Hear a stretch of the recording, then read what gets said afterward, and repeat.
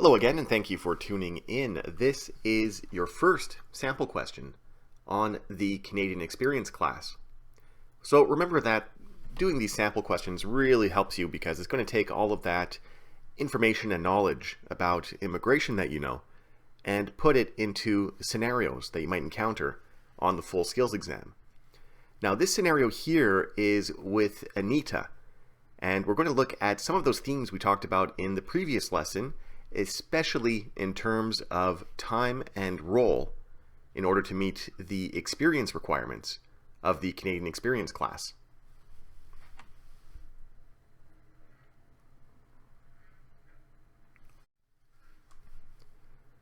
Alright, so we have Anita. Anita originally came to Canada as a student in order to pursue her master's degree at the University of Toronto 5 years ago. She graduated with a perfect average and was thrilled when she received a 3-year post-grad work permit so she could explore the job market in any province she wanted. Her post-grad work permit is now 2 months away from expiring, so she would like to explore immigration options and contacts Bob, an RCIC based out of Mississauga, to see if there are any options for her. She tells Bob that immediately after graduating on January 5th, 3 years ago, she worked on full-time 5-month contracts starting every January 19th for the past 3 years as an accountant for a tax company in helping corporations file their returns. After the contract was finished every summer, she always enjoyed working as a baker on a full-time basis for the remaining 7 months of the year. Bob advises her that she is a strong candidate to be selected under the Canadian Experience class, and since there is no educational requirement, she would only need to meet the language requirements of CLB 5 and would have to be able to prove the work she performed matches the appropriate NOC requirements. In what way did Bob not advise Anita properly? And now we have our potential answers. So we have A. He advised her properly regarding the minimum requirements of this stream. We have B. He misinformed her because she does not qualify for this stream at this point because of her experience. We have C. She needs a CLB 7 in order to qualify for the Canadian Experience class. And finally we have D. She is more likely to be selected under the Federal Skilled Worker Program. Okay, so as always, you can press pause right now and try to get the answer yourself. Of course, remember that the first step you're going to do is really take a look at that scenario and try to pull out the important pieces of information. So you can press pause right now and you can press play when you are ready to go.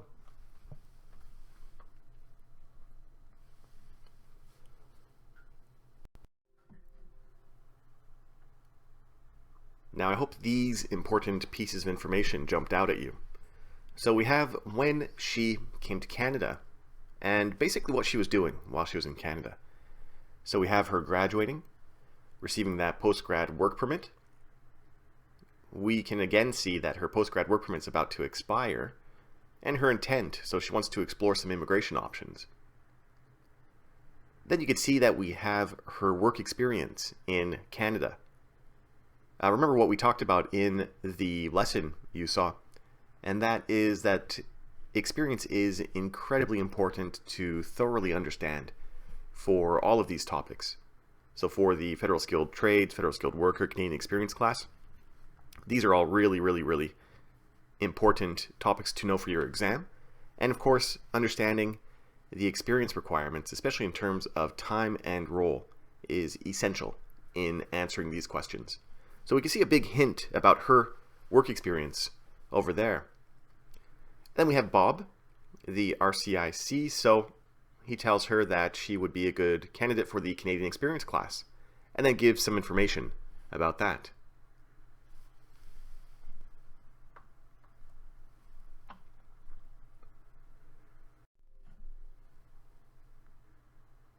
Now, as we look a little bit deeper into this scenario, we can see that the first thing that comes up is the time that she has spent in Canada.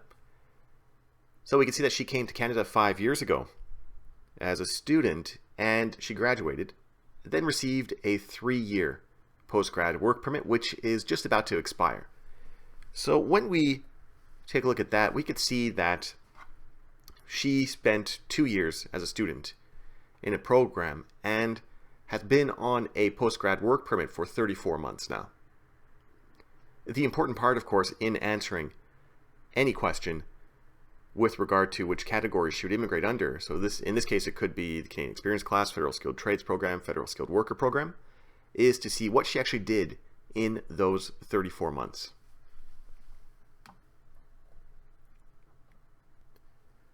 So we could see that piece of the information, the role and the time that she spent working, in the later paragraph over here.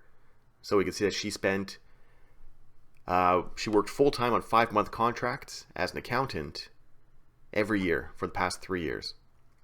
So in that area of her experience, we could say that that is 3 times 5 months. So she did 5 months of work on a contract every year for 3 years. When we dig a little bit deeper, we can see that she has a second role at work. And that is during the rest of the time. So when she wasn't working as an accountant, she was working as a baker. And now with that, we can see that she worked 2 times at 7 months. And finally, since she is 2 months away from graduating now, and it says every year she's been doing this, so we can assume that that last gap of, or the last grouping of 7 months working as a baker is happening right now. And since that postgrad work permit is 2 months away from expiring, then that would be 5 months. So in total, we can see that when we look at her role, because remember, when we're looking at experience, we have to look at the time and the role. Both are equally important in helping you get the correct answer. And in her role, we can see that she worked as an accountant for 15 months in total, and as a baker for 19 months. And of course, her RCIC told her that she needs a CLB 5 and needs to, of course, meet those NOC requirements. Now, she wants to explore some immigration options, so when we take a look at the question as a whole, we're going to see how that question relates to this, and see how, of course, everything relates to the Canadian Experience Class in this case.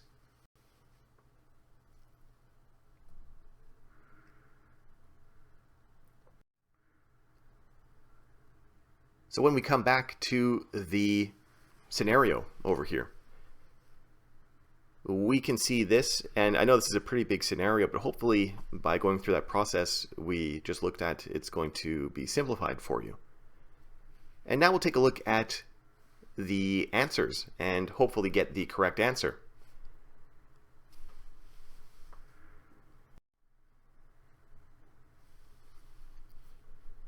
So let's start with B. So in B, they're criticizing Bob a little bit. They say he misinformed her because she does not qualify for this stream at this point because of her experience. And they're of course referring to the Canadian Experience Class. So let's go back to the information we have about Anita, and we'll see if this is the correct answer. So we can see that immediately after graduating 3 years ago, and if you remember, she does the same thing every year. So she does a full-time 5-month contract every year, and that has been for 3 years. So we saw that that was 15 months of Canadian work experience as an accountant. And then she does 7-month contracts in baking for the rest of the time. So remember, that added up to 19 months. When we take a look at those general requirements of the Canadian Experience Class, remember that the person has to have 1 year of paid NOC OAB Canadian work experience. And of course, that's within the past 3 years. It's important to remember that, of course, that work experience does not have to have been continuous. So in her case, she did 5 months every year at one, 7 months every year at the other.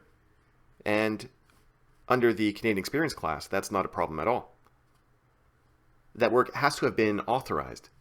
So she was on a post-grad work permit, so that is not a problem at all, as she wasn't self-employed. And of course, a baker, as you know, is a NOC B profession, and an accountant is a NOC A profession. So her work experience in terms of her role, the role is appropriate. So we can see then that B is definitely not a correct answer.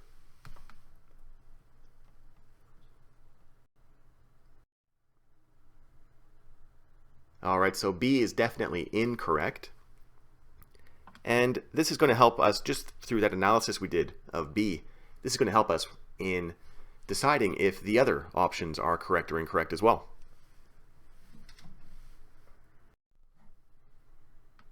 All right, let's take a look at D. So D says she is more likely to be selected under the Federal Skilled Worker Program. And remember, of course, it's equally as important to be able to understand each of the options that are presented to you, because that way you can deduce which one is not correct. Now, with this one here, we'll take again a look at the important information that is given in the scenario.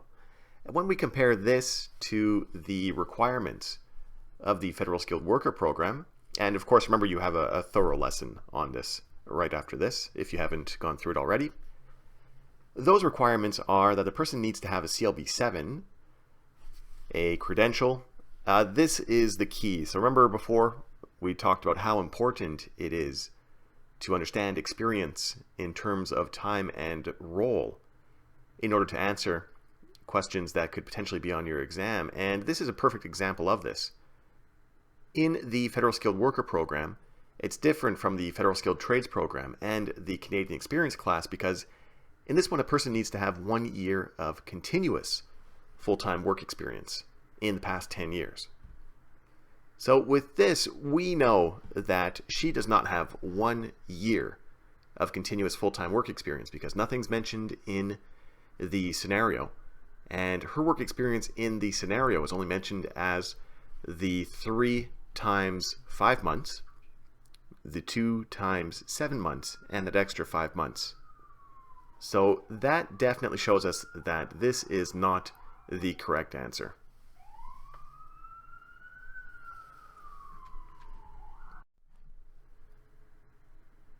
And now when we take a look again at the entire question, we're only left with 2 options for potential answers now. So let's explore another one.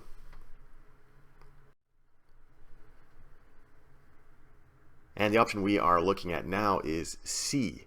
So she needs a CLB-7 in order to qualify for the Canadian Experience class. You have a great chart in your test day data book that really covers these types of questions, so it's really important to get used to that. And remember the information that they give us in terms of her time and role when we're looking at experience, because with the Canadian Experience class, as we can see here, a person needs either a CLB-7 or a CLB-5. Remember that the Canadian Experience class is unique in that the language score a person needs depends on the role they performed in their work experience. We can see with her that she worked as an accountant for 15 months and as a baker for 19 months.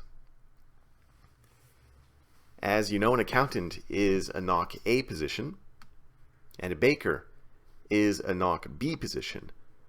So when you take a look at Regulation 87.1, they discuss this because I'm sure it happens to people sometimes when they're applying under the Canadian Experience class.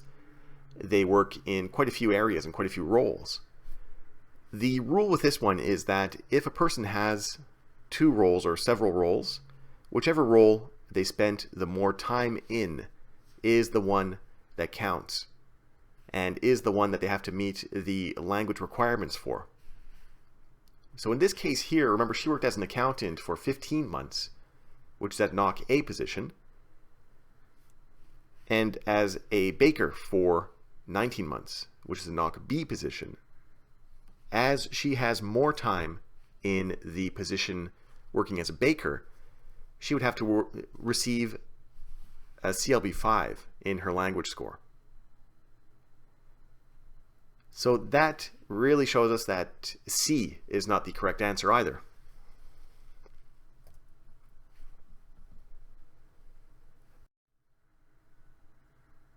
And finally, we're left with only one option here, with A, but let's confirm it just so that we can be 100% sure that we got this answer correct.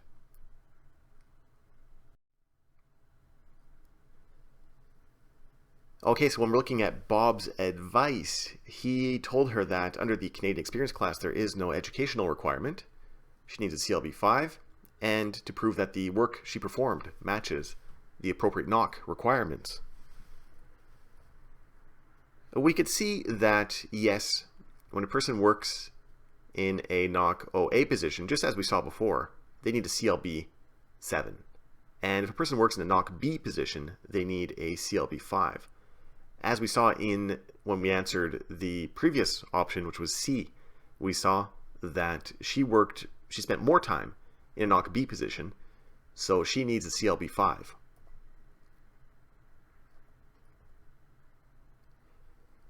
He was correct in advising her that there is no educational requirement. There's also no proof of funds requirement for this one as well.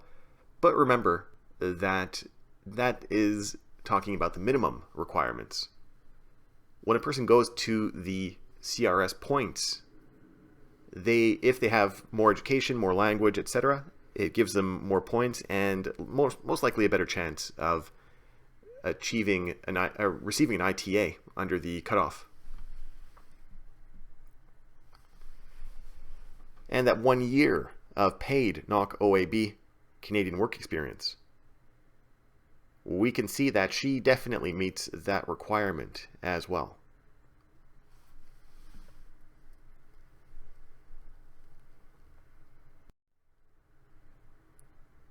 So if you chose A, then you got the correct answer, and a big congratulations. Remember that this question is a really good example. You're going to see this element again in the other two questions we're going to look at, and that is how important it is for you to have a very thorough understanding of experience requirements. And that is for almost all of the economic immigration streams. So I'm sure when you saw the Canadian Experience class before, you thought, oh, it's only a couple little points, a language score, experience, etc. But remember that it's pretty layered. It's a lot more deep than you might originally think. And a big thank you for tuning in. I know how busy you are studying and working and all of that type of stuff, but hopefully these videos help you to study and save quite a bit of time in your studying as well. All right, you have 2 more questions coming up, so good luck on those as well, and we'll chat when you start the next question.